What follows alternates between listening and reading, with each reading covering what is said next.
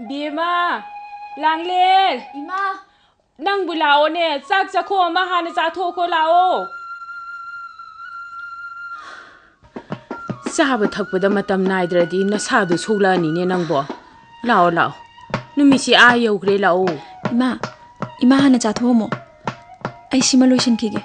Yamdreda. Chaphu ani mukta ngaire. Si lushin drabadi para mutarani.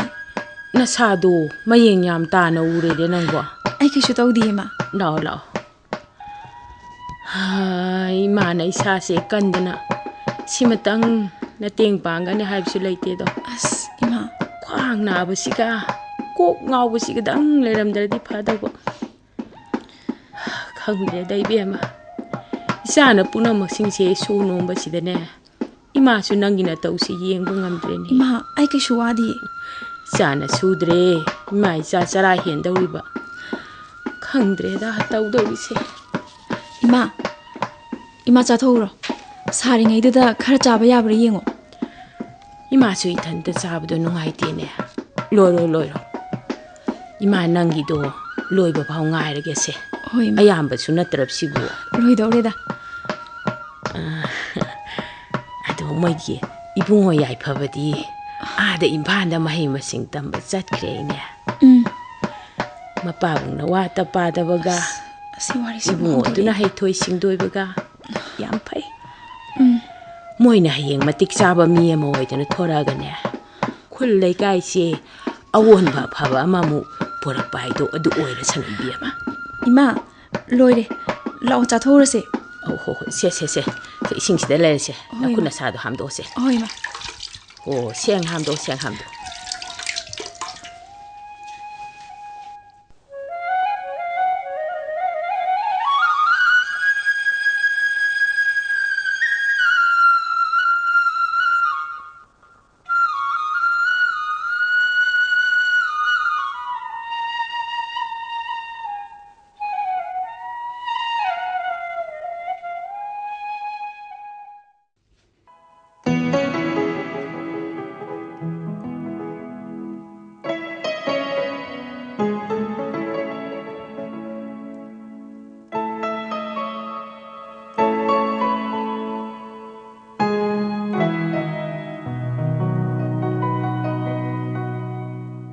Langlen. Ekhoi swagi mi singsigi punsi se sum khalubada yam nungsi ko. Yengune low inkol leiba mi singna low suri lam sauna leiba singna pham sauna tawduna senda lambi oiri. Low su inkol su aduga pham su leitaba mi singna hingnaba gidamak supnagi zara tanaba gidamak lamdam sigi sinpham ma oiri ba. Saphu saduna madudagi phanglakpa apik pasenphamduna kanagi sumapal tangduna hingbangam na bahonari atuga yengune sida amu aikhoi masel amana amu bukalakna badagi hatokna na bahonari se nati sida bu karamna miga mimana bangam gadorino ha yam chume da ba yengthina ba leiri ba makhaidi ne laikai se saukot bakak ngamlo si nangsu khallune Hayuni si kummoba. Khale, yam khale. Kari no khali bo. Adabu, kari haina hai kada bono. Ay khangde. Yaiphaba. Punsi se. Kedara ba. Punsi se. Asum ne hinga daw bagi sharu. Poklam da bana hena phagara. Langlen, nang adumaina hainu ba. Yaiphaba. Kaino. Mathangi mapok amagi damak. Ay sira haina phoba khale. Langlen, kaino nang adumai haidu. Ase, nang adumakti haide. Nang ne aigi damak khallaga matam karadi khangba tabane ba. Se, yengune. Se namai du somda leisila oba. Tu. Aibu thajao. Aise nangi tamakta matam pumnamakki oina leplabane pumnamak oiduna su ahong banai batai bang pani pumnamak mahakna soidana pokhigani. Langlen pharese madugi wado salamdai sida muk panaragumsi. Toknarasi ko. Hoi. Yengo aigi suti su loigadaba numit mangani da ngaire. Mangani. Hayeng salamdai da muk lakke. Ko. Hoi. Hey, ngako nangna aigi damakta gamla ama sai haididi kadaino. Gamla do. Ai yam yengningi. Nangi sune. Nangi gamla sing sida thananaba pambi macha sara khara mathangi suti thorakpadane. Ai purakkedana khalli. Kadaino aigi haidubu aigi gamla do. Tu asom matai da leirisini. Kada. Tu asom matai kise. Phajaba. Adaise. Nangle asidi sati no phajaiye. Aseng bagiro. Aseng bagi.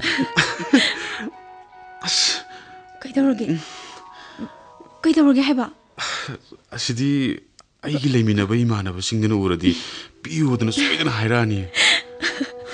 Adugi oida aseng bagiro. Aseng bagi. Haima. Yaiphaba lamidana. Ima. Suti di numit kyani leiriba. Ima numit mangani leiri. Oh. Phai. Chana wakhal lausing leibaga napabung na wata padabaga kanna hona boibungo. Ima. Ahalaman singi ningba thungnanaba napungning changna honagadabani ko. Hoima. Ai khoigidi na chanse maraibak thirabani. Akhoi mai mahora dong. Mapabung naga nauna hundok pirameda. Napabung do chaphu sabadane makhut nanbada mayek phajabada mini yam pamna khibungo. Ima. Adubu se leitabani ne puthok to marang kaina puthok ba dong ngamgidre.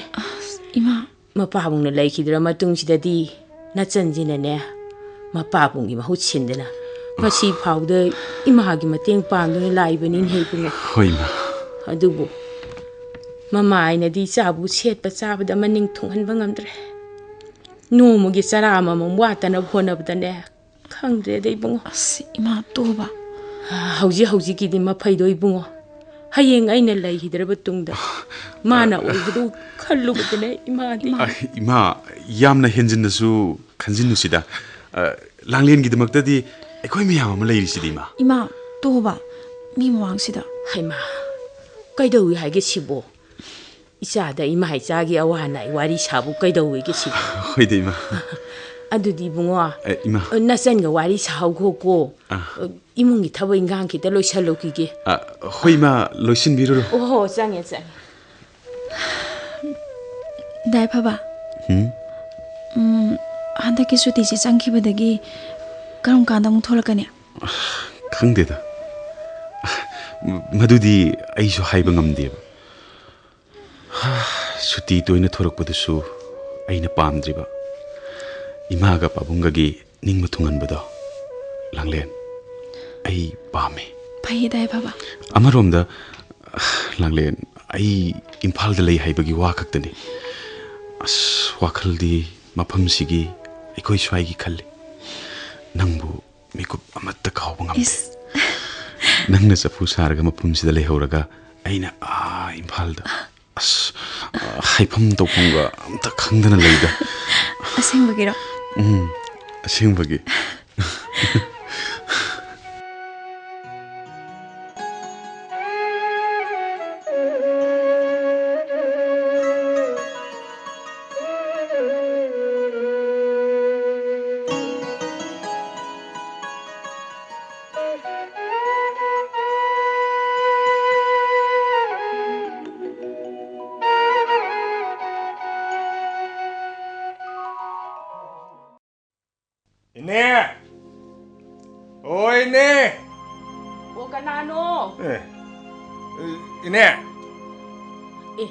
Ranjit. Ne. Kari haige nangbo. Ne koigi chapu sabasibu miga nengna bro. Nengna radi ai su mi kara purga yaw lakse gajere bene. Kadai degi nekte bungo kana nekte ba. Ibungo hoidona ne sen mayam ama thadarage sendong mayam ama phangbado aduna tamnina ne ine hoidi nekti.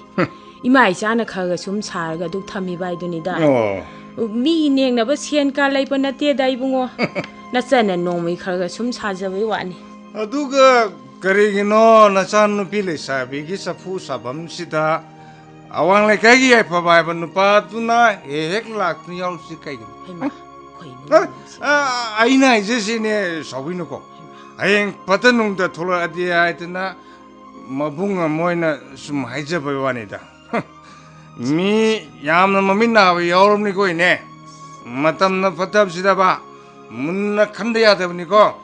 Oh, Matam Patabanina ne, San High washing do, Yam Sumi, Sumi. Imai Sagi di Kule Gashi, the Noina than a canal lady again, ha. Noini Sagi the Mokanbi do Bunga. In here to Haraudim in here. South Took Jerry in errands here. Although Impal, the my machine tam do not labor, Yaiphaba the game Mating car in a lobby queen. Manatrazo, a guina pang, bear Mating pang never. Ye, Bunga. Magi already near. Nankarim the Nuaitaba Kalun. Go. Imai Sagi Awabasi. Ibu Yaiphaba Suti Torputane. Sum nung Padoka Mating pang Bewanida. Do the Nine Sumating pang jiggy and Irisine, Mating pang jiggy. Isa the Gisu Hayang Imai Sana Hajabamatam Sulaki. Howji in a dinner, Isa de Gasumating Loning out late they go. Naiko. Nangu Saka Sara Brenner. Satrida. Oh, Sada is at two Romatam sitting in there. Adoine, Tabak soon another him and me Pamasugo. I won't take Taibiro. Anything sweater puncture canine. Ado, in a coina, Lambi Masin, she the Talaga put you Lamina. I go Bazigi, the amateur sitter, empty you, Andre. I know this, so we know in there. Ado, I am Chalene, I chale. Oh, Ibu, Yoro. Tida, Nisaka, Sasilla, Gari to England this side. Ima, Masino Pasi, I do not know a kid. He nung si di hai duna bunya tali buyari bran hebema sana hai na sing na sala loire se lao thabo inghang lo senab tawru sila Oi ma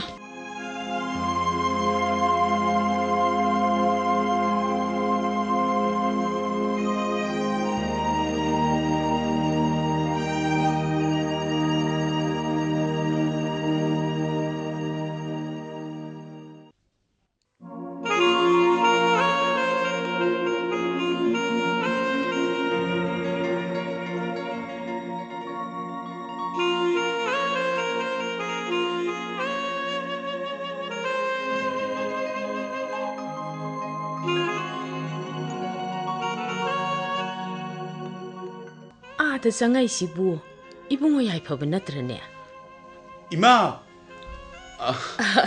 Aima kari no mayo mayam do ima dina sakka khangudre ne ibungo Ima Langlen bu ai suti thorokpani aduda Langlen gi gamla da thanaba lei chara kharaga adagi hai pambi macha chara kharaga purakpani asiyum da gamda sanglamdri sida hana piramage na dum sanglabani hoi nasando imung da ne thabai hang khara tawibani ima kok thorokke Bima ima o nang ta Yaiphaba lai ye lawo ma pandang da thoro Yaiphaba lai hai ba aw as kari no mayam sidia Sidi pambi mayam ni na Yaiphaba sales yam changlam lani hai kasu yam basel nate aina ne nangidamagta sida leigena khalaise kunrabane ima ngasidi aina gari thapam phau lakpadane overbridge makhada mayam ama yondana leiram bayani adaidi aina sigaisi leiraga pra dum chelawan si punna sum thamadi pasilak pasu yai aduna ne amam ta santoga thamuko sando roi bem nang ngasi thaba ngamdrasu hayeng phaudo di thaba yani ngasi di mi no bayam le mina ini koi sibu kumai harau di karabu yen grene ngasi dia ai bungo Ranjit kari haige nangbo sum chang pani dai ne ima aisu yumda sanglamdri hayeng oina lage ngasidi thabak su khar lehawi Langlen Yaiphaba ai muk chat khrage ngai kho Yaiphaba cha thakise ai cha lo kige yare kuiro ye ai nomula ga thage yare ai bungo yumda su sangam di hayadi ne adudi kuiranu lai thono ba chalo musa thinara mani cha Yaiphaba ngako ngasi di nanga ega wari khar saba pa waru wi yadre Ranjit ai athu thaba magi chattaba yadre khune no moina sana rasi ai ai sinine wari ma sagi se bai bani ngako tap tap pai ngako ko Ranjit kedore yum sidadi kaya nungai roi sadaba yade hairagana nongma mafam ama doina sabiru sidadi kaya nungai roi mani mani ibungo nasan na hairi se waro binu ko noigi wari do nongma mafam amda sanaro ko ne aduna farane ba ne na tandusu ai soidin sakini dawda Ranjit kanano ai simdi kangam bata ko ai ngako Yaiphaba ngako nange ke wari msa de ate ai lungai ti se ai ngako ne ngasi ti nang Ranjit kanano se ai Ranjit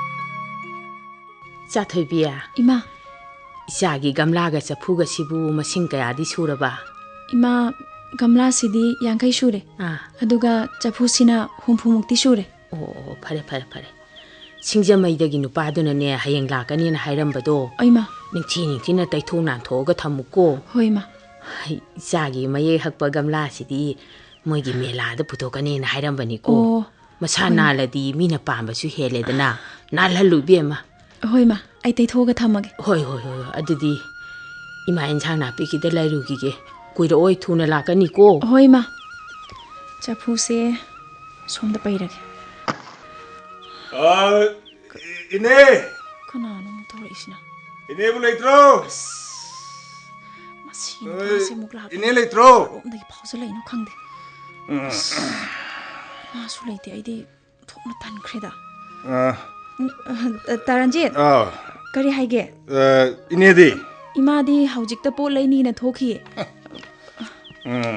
panadam tan chare ngako Langlen kari Ranjit noina mana chana baja gamla ga chaphuga paisin na thamamnina agoi basi ge di por mayam mangduna leire ne amdu sitre ati nangi sibo chorak na lupa kemu ki puno sibo ha agoi basi ge di ko lupa lak amurung ki puni khama ngan mui sida Impal degi besi mila ga photo yam namki hai na namki khoi dega sagam de moi ngaga han gi dong ni khanga ba khangdera sanga leitamnina amta sangbi am de khoi de Ranjit masidi sangagi wanati Ranjit su nongma kauraga namhanba yaida matam su yamna leiri Ranjit ima halakba ngai khidro aidi imungda thabak khar lehawe Langlen ngako kai dorage Ranjit nangi dugo aibu tanba malida natida kadai dagi nangna tandu ai soidna satchini ni bema Ranjit ai sagi doini Ranjit wakhal phattena su khan binu da aigi thabak lai haijabani adon ngako ngako ze ngako kari Ranjit ngako ba kai no wai sa se ko Ranjit numit khudingi hidak thakchilaga hek changli se aibu mingcha thian ge khalibra ibung ipa kana leiti haiduna adu khandana su khanbigan aise lukmai da haptuna yonba yaba lai phadibi makti na teda Ranjit hayeng dagi lakpigan aiba Aibu laikai gi nachal magni haina khanbiu nangi to engonda pautak pidi bai dura lag ibe ma sagen bi nang na ningjari ba pamjari ba michak to nangi oi ba chungbang bang roi khanga ba aning chok chok lai chini Ranjit na hingling ida nang na kai dong adi khutgi na thuk ba kagam roi khanga ba Yaiphaba ma pa tu da ina wa mai khai ba da Nabu mamau di lai na minai pawon for my Ranjit lawo Ranjit nga sai tagi ngang ni ba wasing do mi na taba ngam loi da ba wa ngak tani ai se sum ngak tani ne Ranjit ma pham si thaduk na chat pi ko Ranjit ma pham si thaduk da khra na chat pi ko ai se lai sabi ai gi khong thang khuding ying sen bi ba Ranjit bo ai gi kana no ai chatra din nang nai ngon na kai to ngam ayo nang nai ngon na kai to ngam ni ayo ne ai na lai kai ta na ba law gani law tu ba Ranjit lai kai ta ring sida khar tu na chat pi ko lai kai pi ma chani hai duna atu khan thana su yeng ba ai na bu lai kai gi ibung amagum khallu ban adu Ranjit na ai gi pham da khalli ba wakhal si tu kat che lai kai Lekai ka na ini to bota bota tingam dori ba lao ne kan lao nama son bidu na to na nangi kara le gina ha ai ne nangu ai jai non je ai be mati nang na napal kare natra nang ngau pa na pu ba matam da kana na kan ngam ha madu nang kaning bro sak na kaning bro mi pata ayo ne mi pata janchila karo habare mi pata nang di mi nate sagi wakal chin ba saing jaba charan nar ba chane kana lai ti ai dina ai gi aching matang jang ai dina changli ba natro janchila karo Biema la kai no tor mi se ha kari no tor mi si bo Ranjit nang nga si sa da khalami wa khal kai no ha masi di mi oi ba mana sakka da bilis na ten he le kai tak tinga de sal ho maduna ne nang gi Yaiphaba oi ni hey itsa che le chabi ni ha bi chen ka ro ma le ne hey khar thur sa khro sa lo le kai ne kai to ngam ni ha lao ne namana sa chang na kan lao ne le kai ta ba ai gi apa ba lambi da ting bi ga da ba kan le ai ba do ngasi di namana sa da kangan ba ta biema ima le kai ta ke ai shuk ki ru o kana lai ke uran ma change ima isa gi thawai mu te kan biyo ima isa mo mu te kan biyo namana sa ik thawai ba Chaphuga gamna ga se Ranjit ba da ka ba sa hey Ranjit loi dai Ranjit nang ki tau su kai do he na ko dai se ki tham hai ni loi da kai ba ta re asange se ba da loi ba ni hai ba ni Ranjit loi de tra Ranjit na ka dai sai da bu ka thamo asai ma bu ta re tau ri chi loi na ma au ji te ning tu le da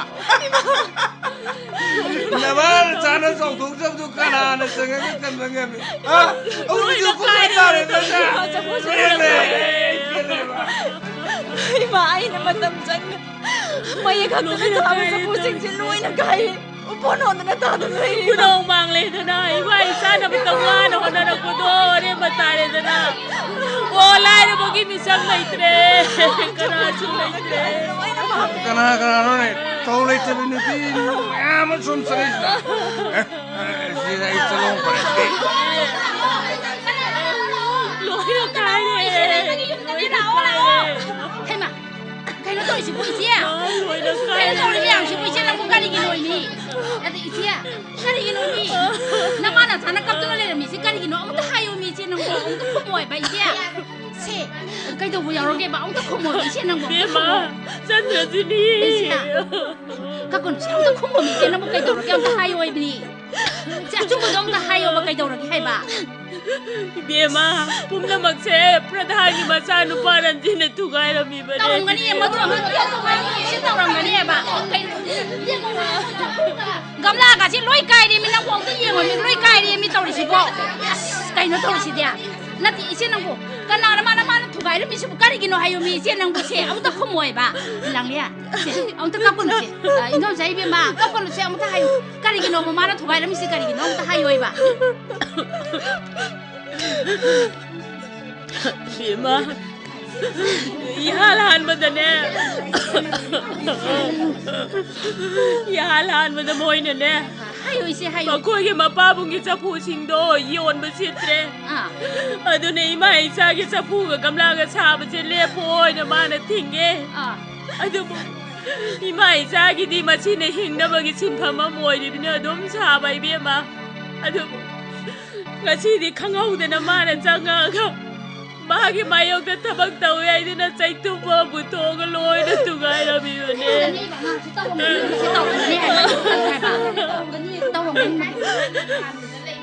Bima, mapamasi na imay sagi. Hindi na laibong ang ganyan ay batasan ang tre. Ano na, nung sira ba ipuroy mo na tambira mapamasi tadong ang kadahay na naman pamamaday. May tasa lagi, Bima. Nati siya. Ano may kaibigan mo? Ano may kaibigan mo? Yung si mayam po na mo siya. Ang tatabi yun siya. Ang tatabi yun. Ranjit hari ba nupa masasi? Mati hemal na ba ni ko? Hemal na ba ni? Mabu kulay kaya sida niya. Mama parhan ki mamayeng doon na niya. Ngakpi na. Sida ko na. Mali. Ado po magi nga sige thagdo ka sidi. Yam na nung siya hitaba. Minung si kang taba sagin yan sa sidi. Mali. Sagin lang sa sidi. Mana nga siya. Bang tahari ba mayama siya. Kulay kaya sina. Matik sabat saya ama. Piho mo na sungani. Natrabati niya, lekaya sida tahay daba, uhay daba, thogdo kaya amaso thorok pa ya, bagi akiba manay di ba noy? Siya Leima, hawjik din niya, kari imta pakat piran nusi. Ay ko'y mayang manay khanaraga niya, mabot sa irak pina nabukot na gada ba ni? Isi gida mag, ay ko'y mayang manay di ba sidi? Ngasi mag, mayang khanaraga niya. Apun bagi lupta si amasu tharas aduga aikoi club ta meeting ama tongna na basune sila si koi sia mama padan busu ngasi mak pawa si yakon khasi ko mayam puna mak adu hayin ne mayam ne club ta meeting ama tawrasi aduga ne Ranjit to maragi matungin ne jera pirasi ko pirasi Bima Langlen yengosi yengo kamu hai ba kamu si idom cha da ne am ta ri siang hai yengo hayang phaw dang di ne ngai ra si yengoi isagi maman yam la ko singa se ai khoi na soi da ne singan gani ko se kapunu se na pi do idom cha te thoki se kapunu hai bne nang bo nang kari gi pa khali bano ai khoi mayam le ri ba si di kapunu se kapun to cha si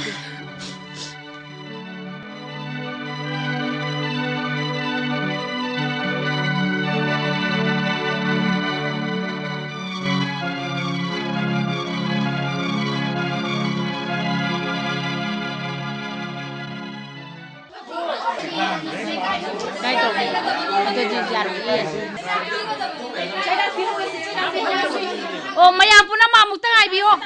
Oh, mayam puna mamuk tangai biko. Ai wafam amani da haijage. Ibi Langlen gi imung da.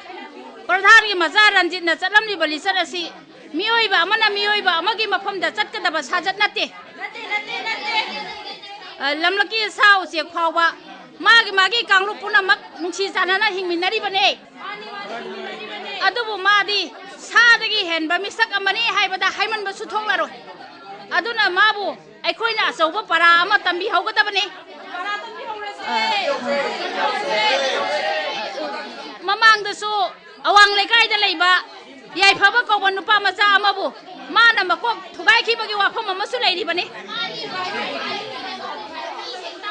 pumna maksinga se mayamna mama pradhan ki khallaga tuminna leina khiba ngaktane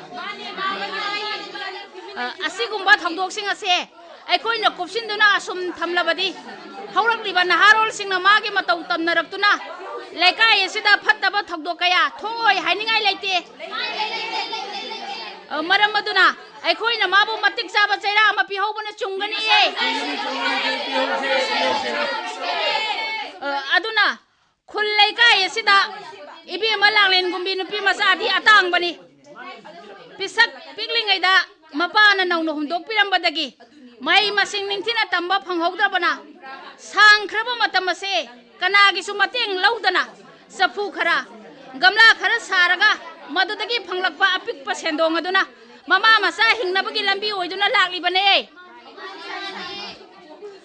aduga hauji so mahaki safu amadi gamla bo manipur gi miyamna pamnaba posak amasu oirakni lakli ba sangai festival asidasu mahaki gamla bo mela da puthokna bagi damak Impal dagi miroi kharana singlamba dagi gamla masing chamaga chanimuk sem saduna thamli bane adubu Ranjit hairi banupa macha aduna magi mayok ta thaba ase tawi haiduna thugai duna amang ta kaya ama thon gre mase ai khoi gi khul le kai asigi ason bani maram maduna Ranjit hairi banupa macha se matang sari ngai sida warak haurase mayam khurundari mayam gi marak thatlaga aisu kariu mawafam amata haijege mayam so amukta tabiyo ngasi miyamna khane biriba neina biriba khudimak aisu tajare masana hairiba makai yaba tawninga ta tawhaluba mapa aise ngasi di miyam magda chopa ikai bunang aigi isana mahele ma phare khalluba mapa aise ngasi di miyam gi mamang maiti adubu thenglabasu thengna ngasi di mikap thokli matam sana isa warak haudabugi mahi phang mapa ama wena ok trama phatkhidraba isa se warak chanabagi tanja amatang gi mapa ibu miyam phang hanki matang simatadi miyam ngakpiu haina mapa aina isagi mahut sinduna haijeri miyam masimatang yabiu aduga ibi ma Langlen gi manghan tahan khiba singdugi damak sel oina lupa lising yang kaidang mateng tawjarage mase Chaphugi Mamani haina lobigi adudi mayam pumna mana aroi boina haijari basi danga pirase aduga ibi ma Langlen gi Chaphugi Mamal su pihalase yare o mayam yare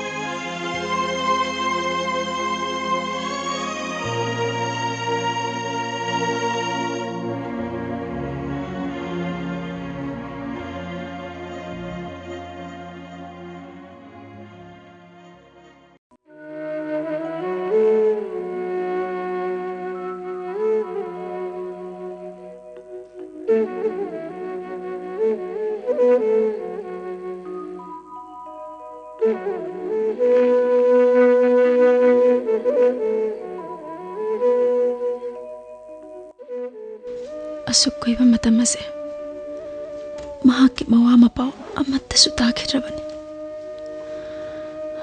aduga ngasina karigino aigi phamda chithi mamuk tharakli base aibo bahagi sira natraga bahar roisira pare ikai khangdabini hairbasu haijarasan bahaduna di yenglake kari wabo hairakliba Langlen nang yamna ware haiba ai khange tai baba adubu aina tamlibai heise masiloidri phawbadi nang aibu ngaiduna leiramo noma natraga nomadi aina nangbu soidana nungai hangani Langlen mase aigi lengdraba wasakne tai baba nang ngasi phawbai bu ningsingli natra ai nang narak pa mikup to ngai di nang na ai kita magne hai do na lepak kata ba namit to karma namit ano ai ngai kini ai nangi paulo ina tare Langlen nang ai bu thajadabra lamdam tamna leihawrabasu nang bunung sibadi ngasi su ai gi thamoi da lengdana dumak leire aina ai gi study kaidana bagidamak matam khara nangi nanak da lakidabane masigi damak nang ai bu waru gano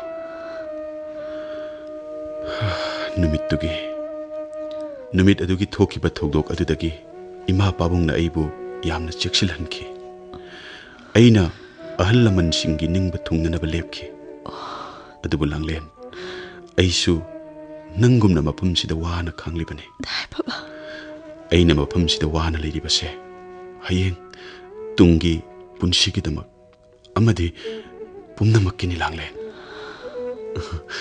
Langlen nangna pirakpa gamla do lairik papam table gi thongnau maya sida thamme gamla sida ina kunda lei thai leido marakta ama ni satpa natana ayambana pomli kalak yengthiba leikai miyamgi minok maisa marakta akhang kanbi leibak leigum nang aibu ngaituna leramoko Ema Ima bro imunga sango matam se thengeni he tare Ima haune ai mapanda hangjing ngahak langlubani hoi handang marak se imane yengbadane sagi thawai inung nungai taba male kaishu tawdi Ima sagi awaba nungai taba do imagi thamoi da su phauri bani ne he ima su khangi ne adubu ai sagi dai bakta sum tho ai no tambira medana Ima tuglasiba makha taraklano nacha kanada su waro balaite umnamak irai bakine pare ima haira adubu taibang pala sidane masa singi da maktanin he mama mapa na hingnaripse Ima moina masa nungsibadagi aina isa nungsibana khak taroin he bema moina masa na heli khanbagumne imana su nangbu ayuki korogum numidangi thajagum na yengi banin he Ima hoi khangdra male de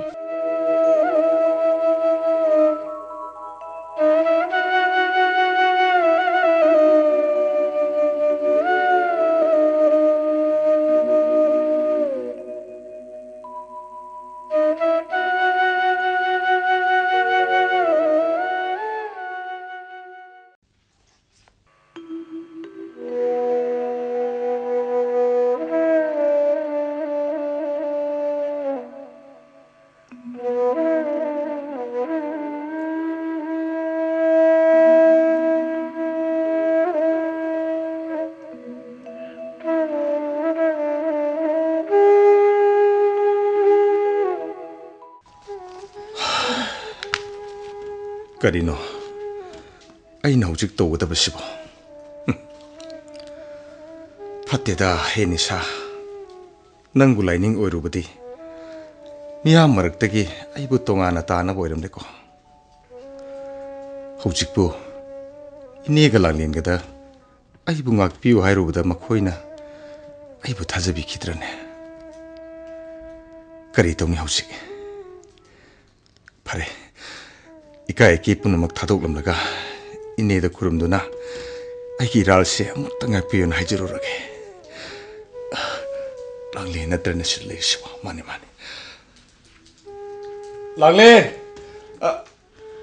Langlen kana as kari mo hai de jana Langlen Ranjit changbiro ai ma kok thok jarake Langlen ngaiku kari hai ga tawno ai nangina phamda ngasidi aina lankhiba singdugidamak haijage na laibne Langlen nang ai bong tadi ngakpiu Langlen asengmane ai asik nei changi mapum da lan ke lang ai buk ngak pi asina mu kai do ba mu lai sa no ne se hi tre da ko lai ma ibungo ranji lai bra nang bo hoi ne